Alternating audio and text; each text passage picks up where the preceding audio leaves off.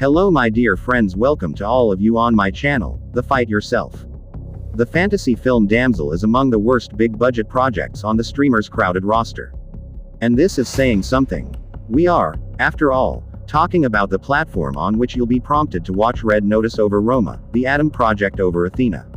Ostensibly a feminist fable, the film reeks of the male gaze, which can be plainly observed in the heroine's appearance. Her outfit gets increasingly skimpier as the film progresses.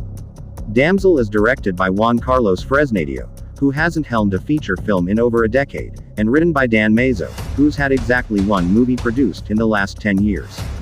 But this isn't the kind of film that compels you to find out who's responsible for it, because its committee-driven mentality becomes apparent even before the opening titles have rolled. For all intents and purposes, however, Damsel is an attempt to launch a new franchise for Millie Bobby Brown, whose Enola Holmes movies seem like masterpieces by comparison. Perhaps on purpose, Damsel is determined to not be as tongue-in-cheek as those films.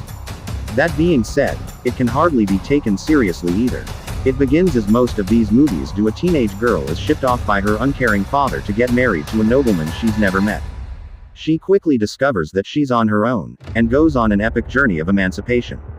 The twist, here, is that she doesn't suffer the sort of humiliation that you'd normally expect. She isn't locked in her room for days on end, nor is she starved or made to wear rags. The film's giant metaphor for the perils of arranged marriage, believe it or not, comes in the form of an actual dragon. Brown plays Elodie, whom we learn virtually nothing about before she finds herself at the altar, married to a prince named Henry. Immediately after the wedding ceremony is complete, Henry escorts her to a nearby mountain under the pretense of completing some kind of follow-up ritual. There, Elodie is greeted by what can only be described as the gang of Satanists from Rosemary's Baby, who've gathered together to essentially sacrifice her body to a living, breathing dragon that lives in the depths of the mountain. The rest of the movie is essentially a survival thriller, as Elodie outsmarts and outmaneuvers the giant monster hungry for her blood. The fact that Henry's mother is played by a particularly icy Robin Wright doesn't seem like a red flag to Elodie, who is completely swept away by pomp and splendor of being a princess. Talk about progressive. But this really is a problem. Damsel wants us to believe that Elodie is a capable, resourceful young woman, but it can't be bothered to show us why and how. If anything, the movie paints her as exceptionally foolish for not questioning her father's decision to get her married off.